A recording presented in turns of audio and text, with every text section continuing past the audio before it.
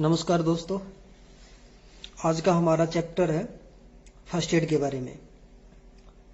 बड़ा ही इम्पोर्टेंट है क्योंकि एक फायरमैन की जो जिम्मेदारी होती है, सबसे पहले लाइफ सेविंग होती है और उसके बाद प्रॉपर्टी की saving. Life safety is first safety, ये फायरमैन की ड्यूटी है। तो हमारे पास फर्स्ट एड बॉक्स होना अनिवार्य है, चाहे हम कहीं पे भी जॉब कर रहे हैं, चाहे बिल्डिंग में कहीं पे भी है।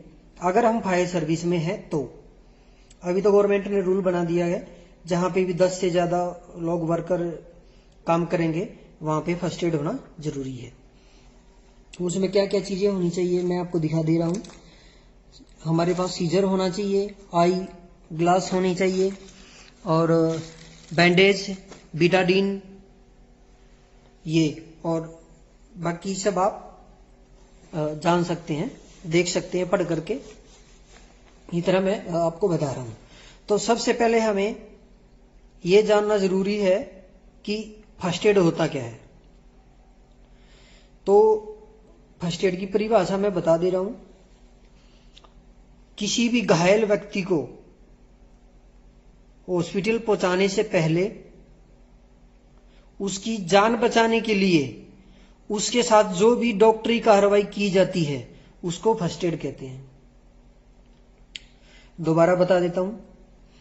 किसी भी दुर्घटनाग्रस्त व्यक्ति को, चाहे वो रोड एक्सीडेंट हुआ है उसके साथ, चाहे बिल्डिंग कोलैप्स हुई है, चाहे फायर एक्सीडेंट है, कोई भी किसी भी प्रकार की दुर्घटना उसके साथ हुई है, तो दुर्घटनाग्रस्त व्यक्ति को हॉस्पिटल पहुंचाने से पहले या डॉक्टर के वहां पहुंचने से पहले उसकी जान बचाने के लिए जो कार्रवाई, डॉक्टरी कार्रवाई की जाती है उसको फर्स्ट एड कहते हैं। अब कुछ स्टेप ऐसे हैं जो कि फायरमैन के लिए बहुत ही इंपॉर्टेंट है। भाई हमें ये तो पता है फर्स्ट एड दिया, हमें फर्स्ट एड देना है, बट हम कंफ्यूज ये हो जाते हैं कि पहला स्टेप कौन सा होना चाहिए हमारा। हम फायरमैन है, कहीं पे भी कॉल मिली, हम वहां पे गए, हमें पता लग गया कि वहां पे कैजुअलिटी है, कोई आदमी घायल हुआ है, तो हमारा सबसे पहले एक्शन क्या रहता है, तो ध्यान से सुनेंगे। सबसे पहले हमारा एक्शन रहेगा ऑन स्पॉट पहुंच करके, जहां पे वो घटना घटी है वहां पे पहुंच करके ये पता लगाना कि यहां पे हुआ क्या है, और अगर कोई कैजुअलिटी है तो सबसे पहले कैजुअलिटी के पास पहुंचना है हमें, अपने आप की भी सुरक्षा देखते हुए। हो सकता है वहां पे कोई जहरीली गैस लीकेज हो सकता है, आप वहां पे फायर के किसी भी आपका कोई भी, आपके ऊपर कोई भी साइड इफेक्ट फायर का हो सकता है, तो फर्स्ट प्रोटेक्शन हमें लेनी है। तो सबसे पहले वहां पहुंच करके हमें पता लगाना है यहां पे हुआ क्या है, और कैजुअलिटी है तो कहां पे है, और फिर वहां पे जाकर के सबसे पहले हमें कैजुअलिटी से, अगर कैजुअलिटी होश में है तो हमें यह पूछना है कि आपको चोट कहां पे लगी है या आपके साथ क्या हुआ है। हो सकता है चोट अंदरूनी हो, तो इंपॉर्टेंट है अगर बंदा होश में है तो ये उससे पूछना है। अगर वो होश में नहीं है तो हमें रेस्क्यू करना है। सबसे पहले तो हमें खुद उसके लक्षण जांचने हैं। हो सकता है कहीं से हमें दिख रहा है टूटा हुआ है, या कहीं से उसका सर में ब्लीडिंग, सर से ब्लीडिंग हो रही है, सर पे कोई चोट आई है, तो ये सब लक्षण हमें जांचने उधर। फिर उसको ओपन एटमॉस्फेयर में, खुले वातावरण में लेकर के आना है।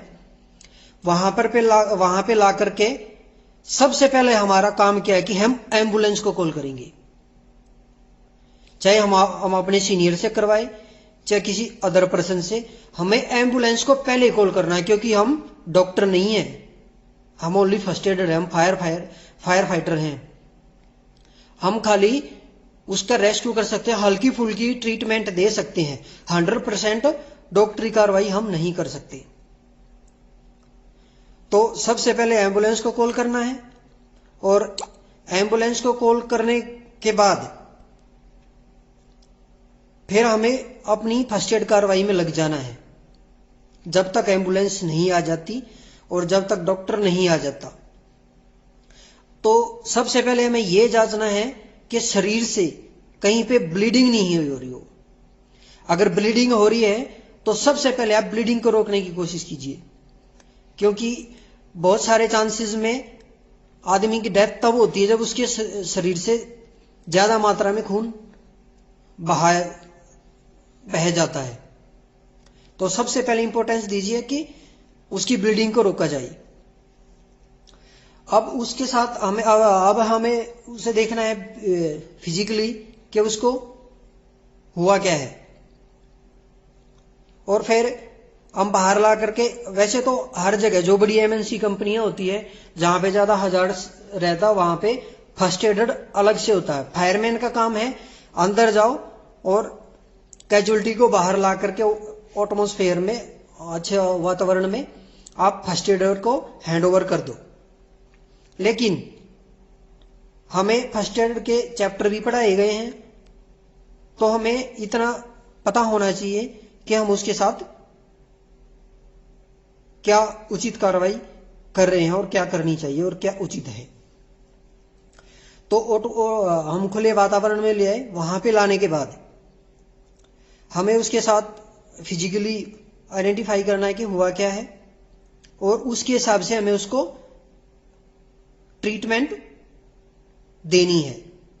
अगर हमें यह लगे कि इसको हम ट्रीटमेंट नहीं दे सकते या इसको हम ठीक नहीं कर सकते, तो उसको छूना भी नहीं है, नहीं तो उसकी हालत और भी बिगड़ सकती है।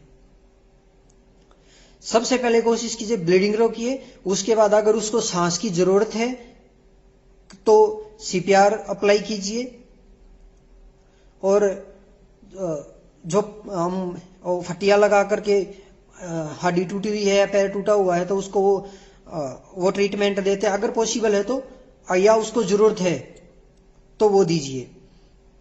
अब उसके बाद क्या आता है, जैसे ही डॉक्टर आ जाता है तो वहां पे फायरमैन और फर्स्ट एडर का काम खत्म हो जाता है।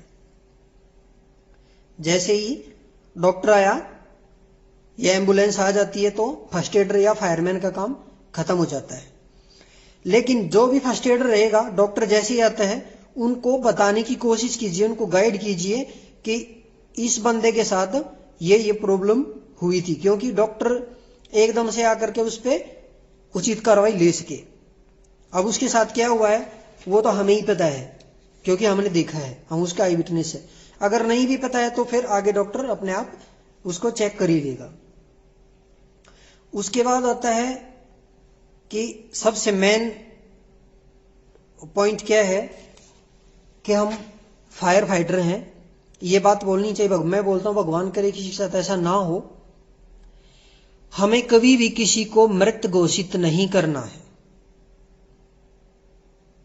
हम किसी को भी मृत घोषित नहीं करते और नहीं करना है, क्योंकि हम डॉक्टर नहीं हैं। सबसे पहली बात, कुछ ऐसे एक्टिविटी आदमी के साथ दुर्घटना घट जाती है कि हमें लगता है कि वो डेथ कर गया है, लेकिन वो उस पोजीशन में डॉक्टर के पास पहुंच जाता तो रिकवरी हो सकती है।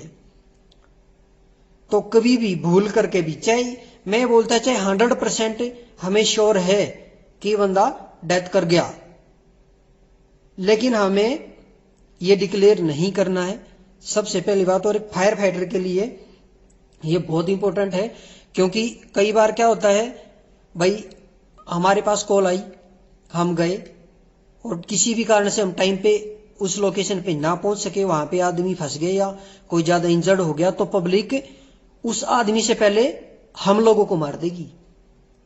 पब्लिक उस आदमी से पहले हम लोगों को मार देगी। तो कभी भी किसी भी हालात में किसी भी कैजुअलिटी को मृत घोषित नहीं करना है, हमें डिक्लेयर करना ही नहीं है। यह काम डॉक्टर का है। तो जितना मैंने आप लोगों को बताया, उम्मीद करता हूं आप लोगों को अच्छा लगा होगा। ये फायरमैन के लिए और फायर सर्विस में काम करने वाले सभी लोगों के लिए बड़ा ही इंपॉर्टेंट वीडियो है। तो उम्मीद करता हूं आप लोगों को अच्छा लगा होगा। आज के लिए इतना ही। नेक्स्ट वीडियो में फिर मैं आप लोगों के सामने नई वीडियो लेकर के आऊंगा। उसमें बताऊंगा कि CPR कैसे देते हैं और CPR की कितनी टेक्निक्स होती हैं, उसके बारे में बताऊंगा। जब तक जुड़े रहिए आपके अपने YouTube चैनल से। धन्यवाद। जय हिंद।